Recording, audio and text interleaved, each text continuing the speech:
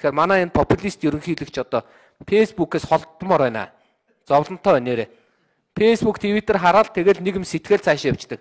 Ээж аавууд нэг мессеж явуулдаг гингууд нь гүйччихэл имлэг дээр очдог. Энд одоо утаа гам шиг боллоо гэхээр одоо онц байдал зарлал гэдэг. Гэхдээ шийдлээ өгөлтөө. Шийдэлтэй яриад байгаа байхгүй.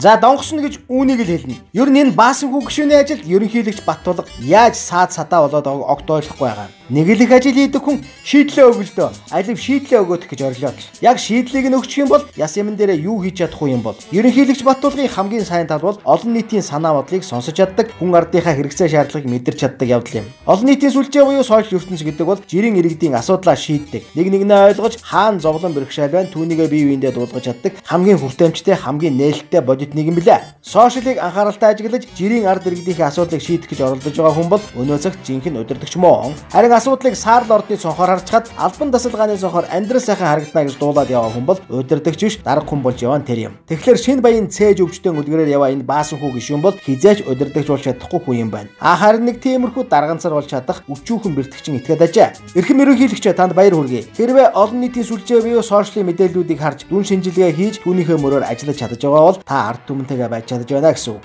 Ахин баяр хүргэе. Тэр баасанхүүгийн үг бол үг биш. Энэ митийн этгээдүүд хол явахгүй нь ойлгомжтой. Хурцын машины хоньны хонхорч явдаг хүний үгээр явахгүй. Баасан хүү шиг баас шиг амтны үгээр явахгүй. Одоо тэгээ цааш нь ярих юм уу яа?